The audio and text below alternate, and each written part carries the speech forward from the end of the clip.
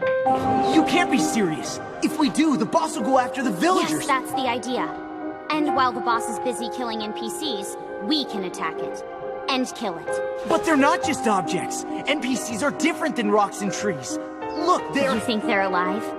For 10 years, Sword Art Online has lived at the pinnacle of anime.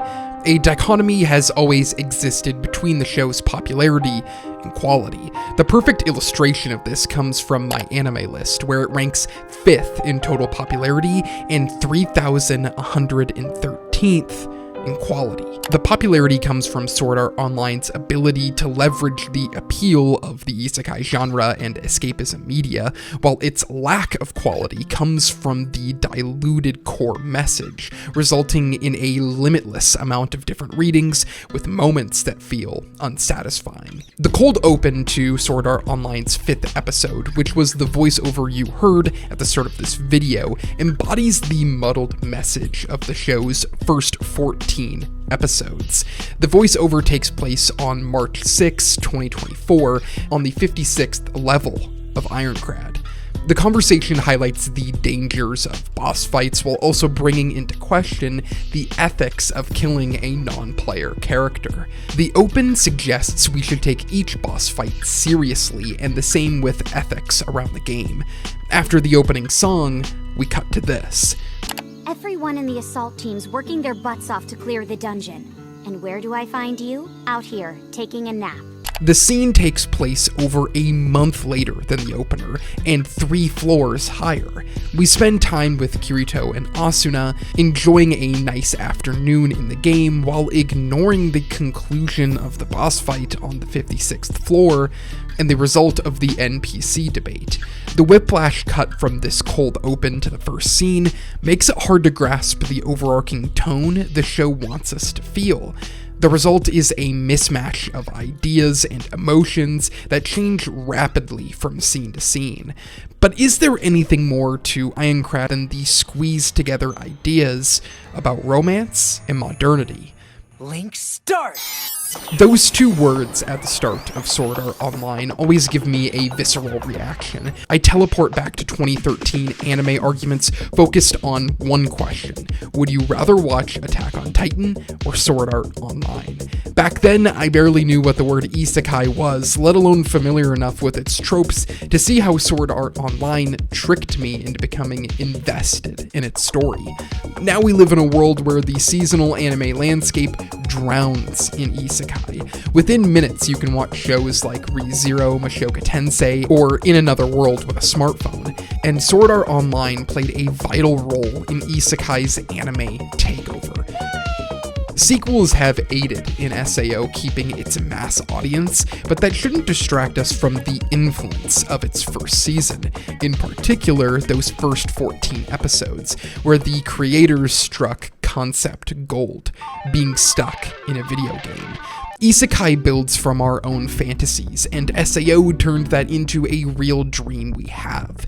Sword Art Online plays out as a wish fulfillment story, while also exploring why we want to escape in the first place. It stays relevant because you can watch it passively, focusing on Kirito as a power fantasy, or you can actually engage with its conversation about modern escapism.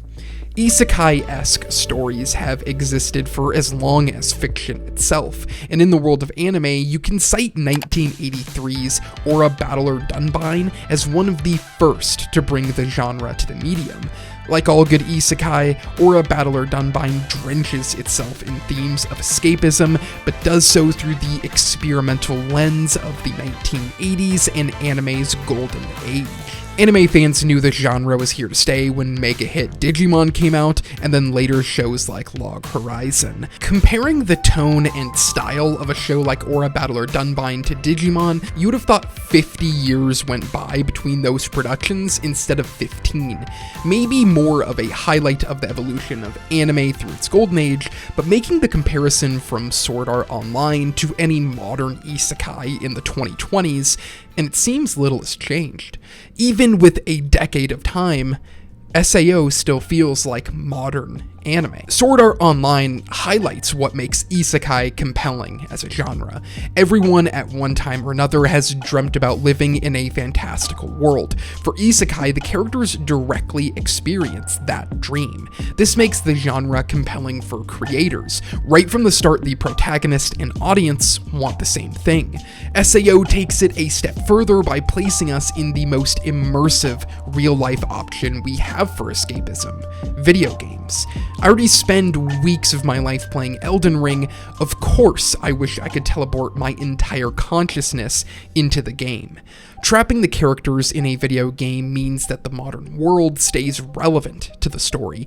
The pressures of the outside world, of modernity in general, that force the characters to camp out for a video game hangs over the series and becomes the thematic core of SAO's message. With a concept as compelling as this one, execution stands as the only hurdle in the way of mass popularity, and surprisingly, the pilot for Sword Art Online doesn't disappoint. In a handful of shots, the audience connects to Kirito. As the washed-out gray world flashes before us, we hear a voice of hope. A new game to distract us from the world has come out: Sword Art Online. Kirito turns the gray world into a vibrant dreamland with the push of a button. We connect to the joy of entering Ironcrad because the audience's longing for escapism feels identical to Kirito's.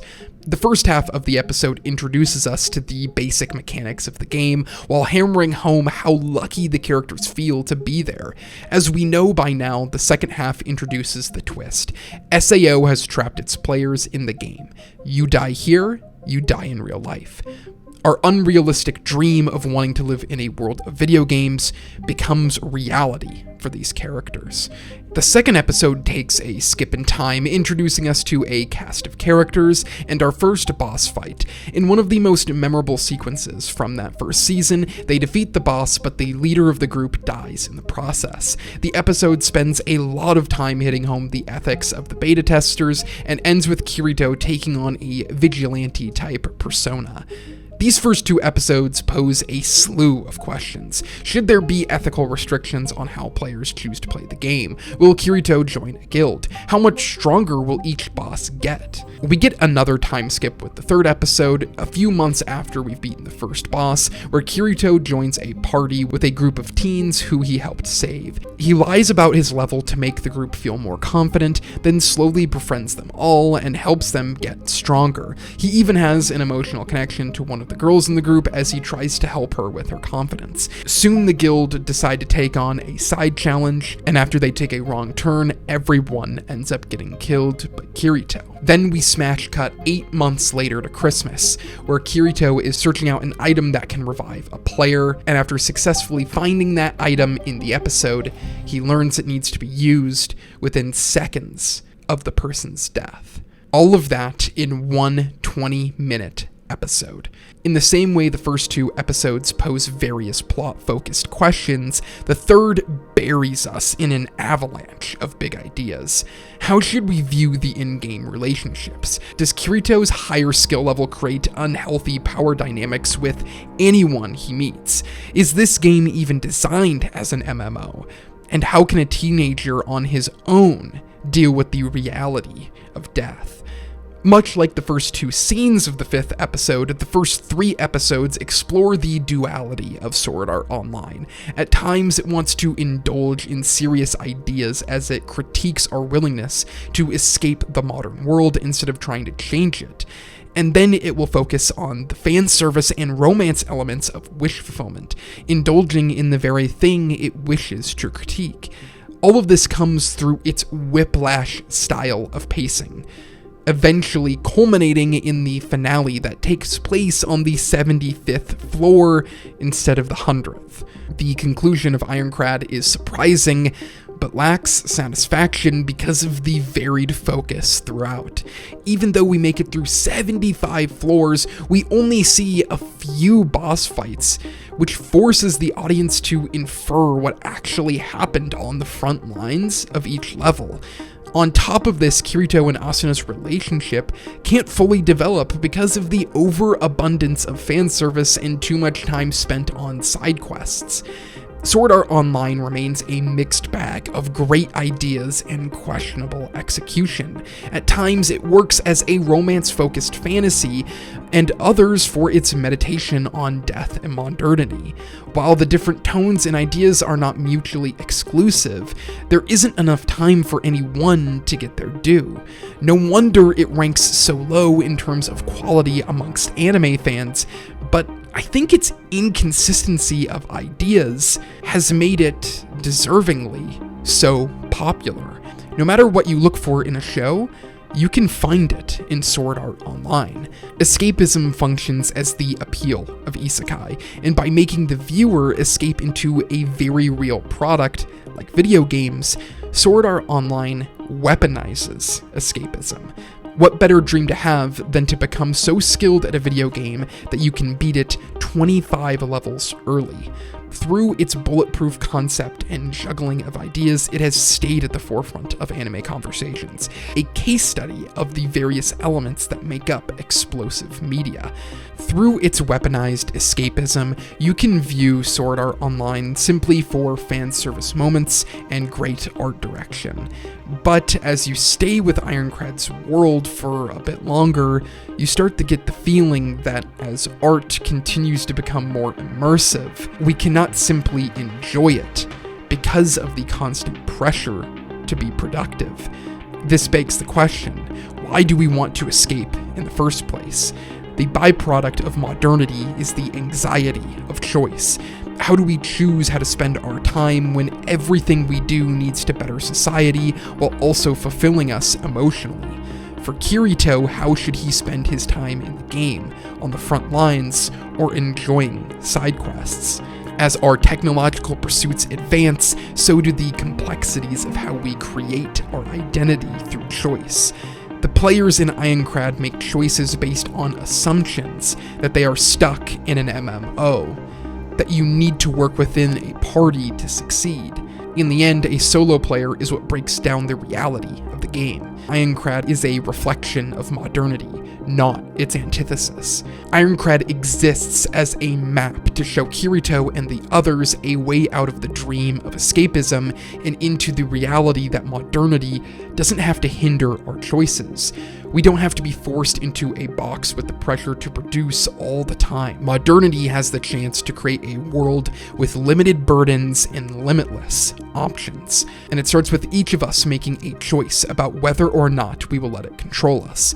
The final destination doesn't have to be the 100th floor. We can start changing the way we do things right now. A decade later, that is the legacy of Sword Art Online, and why it's deserving of mass popularity.